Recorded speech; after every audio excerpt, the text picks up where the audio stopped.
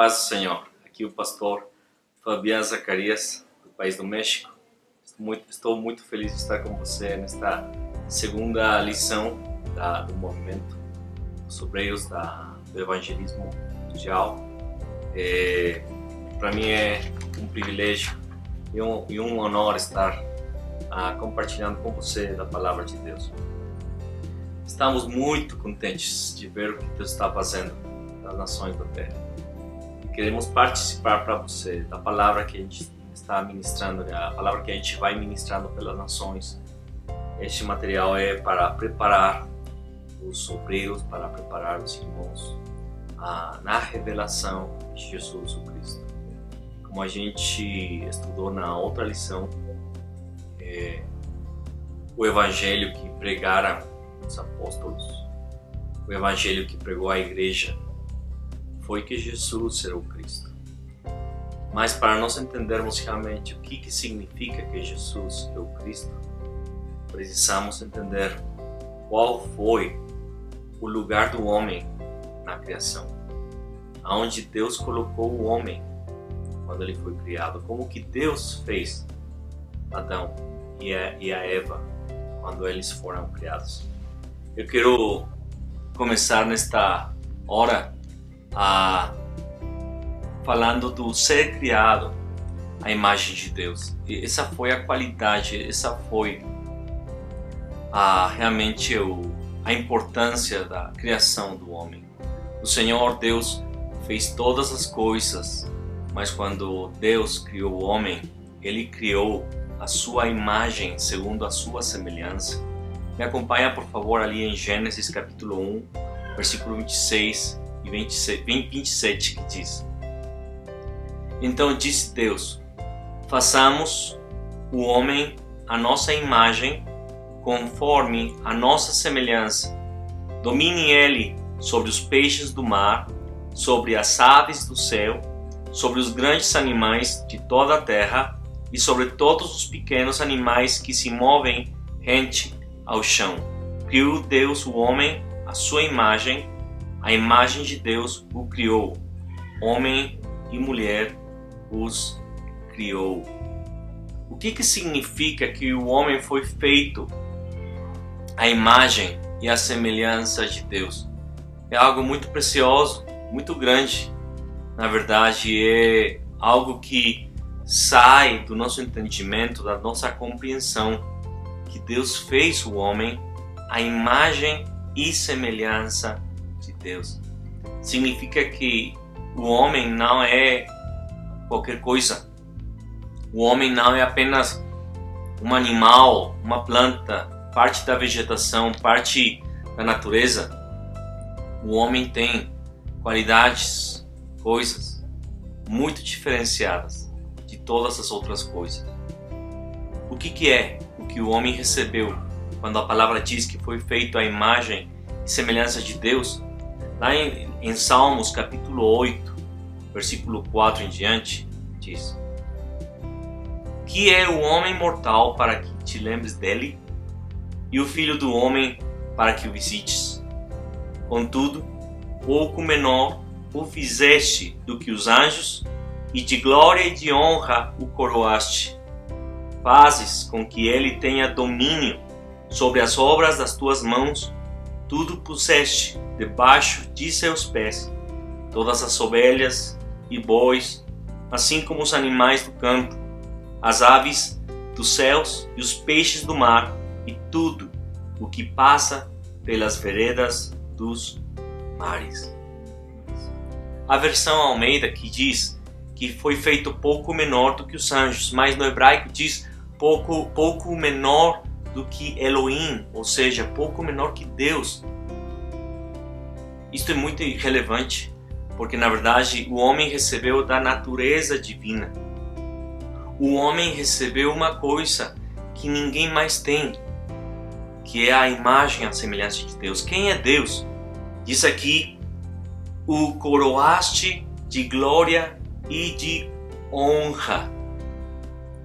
Quais pessoas são coroadas de glória, de honra? Na verdade, somente um rei é coroado. Somente um rei tem glória, tem honra. O homem foi feito rei sobre a criação. O homem tinha a glória de Deus.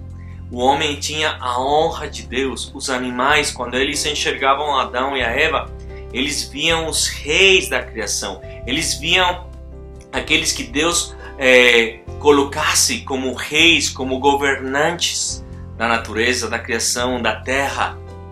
O homem possuía a realeza de Deus. O homem é, então, um ser de realeza, muito diferenciado de todos os outros seres criados.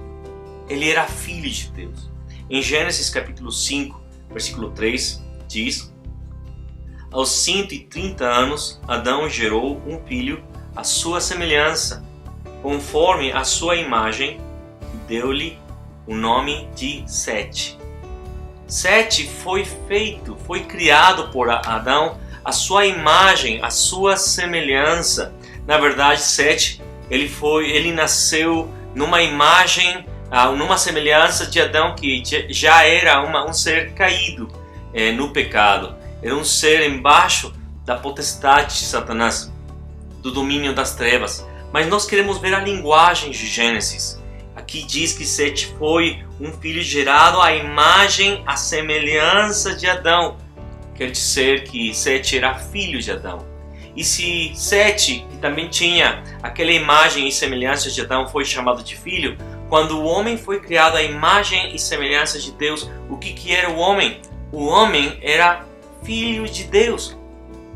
Os animais do campo, as aves dos céus, os peixes do mar, eles são criação, criaturas de Deus. Mas o homem era filho de Deus. Que honra, que privilégio.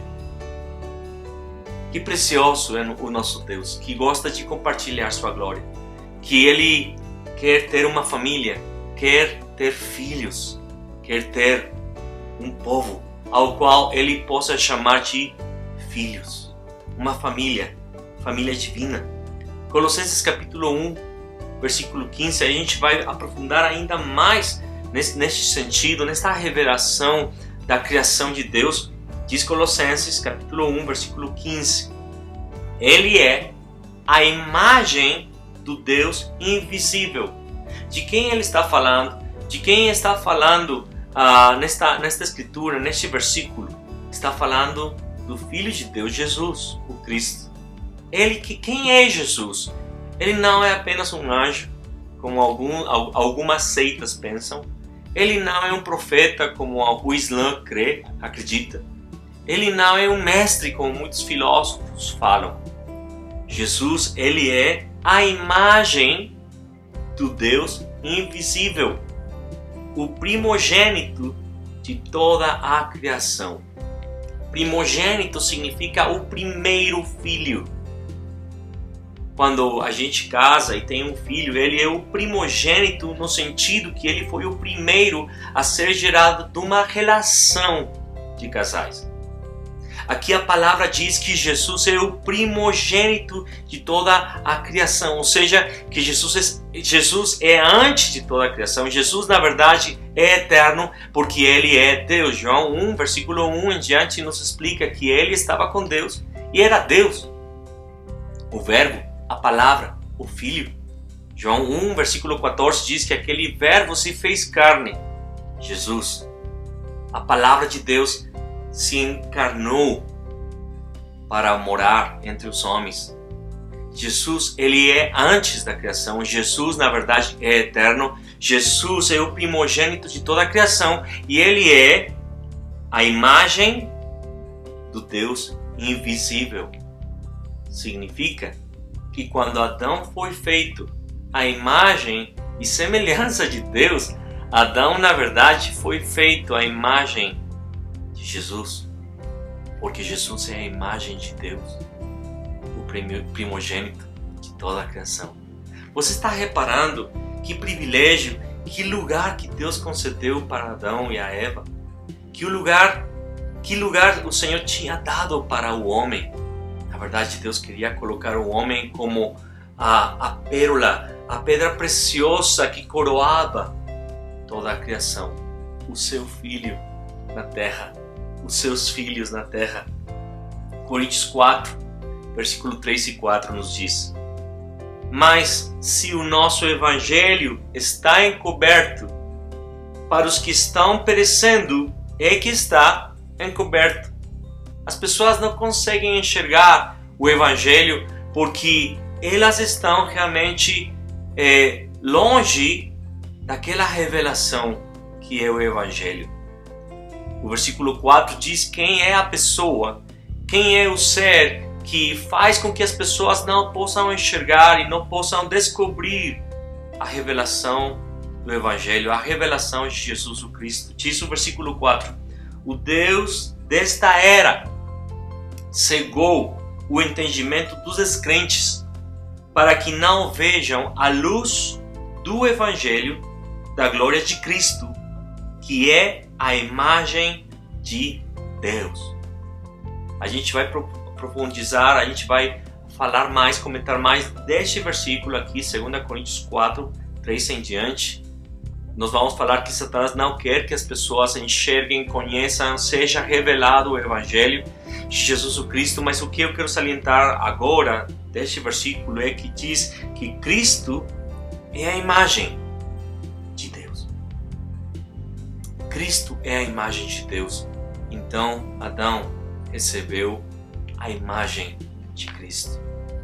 E não somente o homem foi gerado por Deus, abençoado por Deus, não somente o homem tinha a imagem e a semelhança de Cristo, mas o homem tinha uma coisa muito importante, a bênção de Deus. A nossa geração, nossa cultura tem perdido um pouco a ênfase e a importância de sermos abençoados pelos pais. Na verdade, isso se perdeu faz pouco tempo, talvez 10, 15 ou 20 anos atrás. As pessoas realmente reconheciam que a bênção dos pais era muito importante, porque na verdade isso não é uma coisa da cultura brasileira, da cultura mexicana ou qualquer outra cultura. Na verdade é uma cultura do reino de Deus, é uma cultura de Deus. Deus abençoou o homem quando ele foi criado. Não somente deu sua imagem, sua semelhança, não somente foi feito a imagem do Filho Jesus, mas Deus colocou nele uma coisa preciosa, a bênção. Gênesis capítulo 1 diz: Deus os abençoou e lhes disse: sejam férteis e multipliquem-se, encham e subjuguem a terra, dominem sobre os peixes do mar, sobre as aves do céu e sobre todos os animais que se movem pela terra. Então o homem possuía a bênção de Deus. O que podia sair mal? O que poderia sair do controle? O que poderia dar errado? Na verdade, nada. O homem tinha a bênção de Deus. Sua imagem, sua semelhança, um relacionamento de filho. O homem podia estar na presença de Deus na hora que ele quisesse. A hora que ele procurar Deus, o Pai, ele estaria ali para Adão, para Eva, para os seus filhos, para sua família. Eles possuíam a bênção e tudo o que eles faziam no Éden, eles faziam embaixo da bênção de Deus. Não tinha enfermidade, não tinha dor, não tinha nada ruim nesse lugar, nesse tempo, nessa dispensação. Gênesis capítulo 2 fala de todas as bênçãos do Jardim do Éden, um lugar com clima perfeito, um lugar com a paz completa. Os animais, eles não se machucavam, não havia morte, não havia, como eu já falei, enfermidade. Mesmo que o homem trabalhava a terra produzia muito e facilmente. Era um trabalho em prazer, era prazeroso trabalhar a terra. Tinha este casal perfeito, puro, uma consciência pura, uma inocência preciosa. Tinha 4 rios, esses rios eram preciosos, tinha até pedras preciosas, ouro, prata naquele lugar. Era uma coisa muito corriqueira, as pedras preciosas. E Adão e a Eva estavam ali, nesse lugar perfeito, com a bênção de Deus. E no versículo 7 de Gênesis capítulo 2, diz uma coisa também muito relevante. Diz: então o Senhor Deus formou o homem do pó da terra e soprou em suas narinas o fôlego de vida, e o homem se tornou um ser vivente. Vou repetir. Gênesis capítulo 2, 7. Então o Senhor Deus formou o homem do pó da terra e soprou em suas narinas o fôlego de vida, e o homem se tornou um ser vivente. Aqui não diz que o homem se tornou um ser vivo, porque o peixe, a vaca, o cavalo, o cachorro, ou uma ave, eles são seres vivos que caminham e reagem pelo instinto, eles têm um instinto animal, eles têm uma forma de se preservar sua vida, de procurar as coisas por instinto. Mas o homem foi um ser vivente, significa que o homem pode pensar, o homem pode decidir. Deus não fez robôs, Deus não fez computadores, Deus não fez máquinas para ser serviciais e fazer a vontade. Não, Deus fez o homem com consciência, Deus fez o homem com livre arbítrio, com a opção, livre escolha. Deus fez o homem com livre escolha, ele podia escolher. Quero que você imagine esse momento onde a palavra diz que Deus formou do pó da terra. Deus toma do pó da terra e faz uma escultura, uma coisa perfeita, né? Uma escultura de barro, e ali está Adão, apenas uma figura, apenas uma coisa, uma forma, uma figura preciosa. Mas essa palavra que Deus soprou nas suas narinas o fôlego da vida. Deus está assoprando o seu espírito. Neste momento, Adão recebe o ruach de Deus, o Espírito de Deus, aquela natureza divina, aquela eternidade. Eclesiastes capítulo 3 diz que Deus colocou no coração do homem eternidade, sem que o homem consiga entender isso. Eternidade é uma palavra muito grande, porque eternidade estamos falando de Deus. A eternidade está em Deus. Deus colocou o seu espírito e o homem foi um ser vivente, um ser eterno. Mas o que eu acho muito precioso é que quando o homem ele abre os olhos, o primeiro que ele enxerga quando recebeu aquilo foi a glória de Deus, a imagem de Deus, a face do papai, o rosto de Deus. Que coisa preciosa. Nós encontramos ali em Êxodo capítulo 33 Moisés pedindo para Deus: me mostra a sua glória, me mostra a sua glória, porque foi o que se perdeu no jardim do Éden, foi o que Deus tinha dado para o homem, essa facilidade, esse privilégio de ver Deus face a face, ver sua glória e ser filho dele, ter comunhão com ele, se abraçar, se beijar, se amar. Para isso que Deus fez o homem. Deus não fez Adão para ser um fazendeiro. Deus fez o homem para ser o rei da criação, representando Deus na terra. Esse é o lugar que Deus colocou o homem. Eternidade, Filho de Deus, coroado, glória, honra, domínio, a bênção de Deus, um relacionamento próximo, diário com seu Pai, Deus.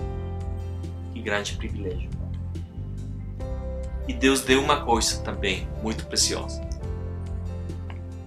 Em Gênesis capítulo 2, versículo 16 e 17 diz: e o Senhor Deus ordenou ao homem: coma livremente de qualquer árvore do jardim, mas não coma da árvore do conhecimento do bem e do mal, porque no dia em que dela comer, certamente morrerá. Primeiro, quero salientar que no versículo 16 diz a palavra que Deus falou: você pode comer livremente de toda a árvore que tem no jardim. Estava cheio, lotado de árvores frutais, preciosos, gostosos, bons, perfeitos. E Deus colocou primeiro assim: eu te dou tudo, você pode comer de tudo, porque Deus é bom. Porque na verdade, eu sempre que li esta passagem do versículo 17, que Deus fala: você não pode comer, não vai comer dessa árvore da ciência do bem e do mal, eu não gostava, porque eu pensava: por que Deus colocou essa árvore no meio do jardim? Se não tivesse essa árvore, a gente estaria se dando bem. Eu pensava assim quando eu era criança. E até tenho que assumir, eu tenho que declarar aqui uma coisa: eu achava que Deus tinha colocado o pé para a gente cair, que Deus tinha feito um pouquinho de trapaça, que na verdade Deus não é tão bom. Ele fala que dá, mas na verdade coloca uma coisa para que a gente caia. Isso eu pensava porque eu era criança, né? Mas agora eu entendo que aquilo era uma coisa muito preciosa. Deus deu uma aliança, Deus deu um pacto para que o homem pudesse demonstrar seu amor e sua adoração, sua obediência para Deus. Deus estava dizendo: Adão, mesmo que você é o rei da criação, mesmo que tudo se submete a você, mesmo que eu dei para você minha bênção, eu coloquei o meu espírito, eu dei eternidade para você, eu sou Deus, eu sou o Senhor. Somente tem uma vontade no universo, e é a vontade do Pai. Ninguém mais pode ter uma vontade contrária à vontade dele. Ele tem que ser adorado, ele tem que ser obedecido, ele tem que ser reverenciado, porque ele é Deus Criador, o Deus Todo-Poderoso. Adão, estou te entregando uma aliança, estou te dando uma oportunidade muito visível, muito prática de me adorar. Não era muito místico aquilo, era simplesmente uma árvore. E eu quero colocar aqui que a árvore não tinha nada de mágico, não era uma árvore que tinha um encantamento, que tinha assim uma coisa muito especial. Era uma árvore normal. Eu até acho que o fruto daquela árvore era talvez até inferior que outras frutas, outros frutos de outras árvores. Era uma árvore simples. Mas o importante não era a árvore, nem o fruto. O fruto não tinha veneno místico ou mágico. Era uma árvore normal.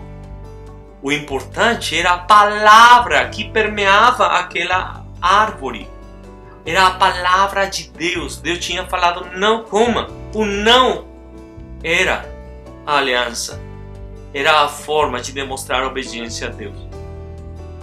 Do mesmo jeito, Deus poderia ter falado: você pode tomar banho nos rios, menos no quarto, ou no primeiro, ou no terceiro, sei lá. O dia que você mergulhe naquele rio que eu falei para não mergulhar, esse dia você vai morrer. Ou Deus poderia ter falado assim: tem muitas rochas aqui no jardim, tem essa rocha preta, essa rocha branca, essa rocha marrom, mas tem aquela rocha que é vermelha. O dia que você sentar nela, você vai morrer. Você pode sentar, fazer de tudo em todas as outras rochas, mas naquela rocha vermelha, o dia que você encostar nela, você vai morrer. Na verdade, poderia ter acontecido a mesma coisa, porque não era a rocha, não era o rio, não era a árvore, não era a fruta, era a palavra de Deus. Deus tinha dado uma palavra, e eu quero que você possa enxergar isto. Deus não é ruim, Deus não colocou uma cilada, uma armadilha. Deus estava dando a oportunidade ao homem de obedecer a Deus, de dar adoração a Deus, porque todo pacto, toda aliança tem duas faces: a palavra de Deus e a promessa que está por detrás da palavra de Deus. Deus é bom. Aquela árvore era a forma de nós termos um relacionamento de filho criado e um Deus criador, Pai. Esse era o status do homem. Esse era o lugar. Eternidade, o homem não haveria de morrer. O homem não, e quando eu falo homem, falo da mulher também, da família. Eles serão uma só carne. Eles não teriam enfermidade, não teriam fome, não teriam perigo, não estariam fugindo de nada, não teria briga, na verdade. O homem e a mulher estavam em Deus. Isso é vida eterna. Esse é o lugar que o homem estava. Na próxima lição, vamos explicar o que aconteceu com a queda? Tudo o que aconteceu, tudo que entrou, foi na verdade por causa da desobediência. E por causa dessa situação é que Deus prometeu que enviaria o Messias, que enviaria o Cristo. Nós precisamos estudar isto para entendermos que o Evangelho é que Jesus é o Cristo. Eu oro que o Senhor esteja dando para você revelação. Muitas pessoas acham que eles já sabem, que eles conhecem, que isto é uma aula que se dá na escola das crianças nos domingos da manhã, mas na verdade é revelação, é profundo. Gênesis é muito profundo, mas nós precisamos revelação naquilo que Deus quer nos revelar. Eu oro que o Senhor abençoe sua vida. A paz do Senhor.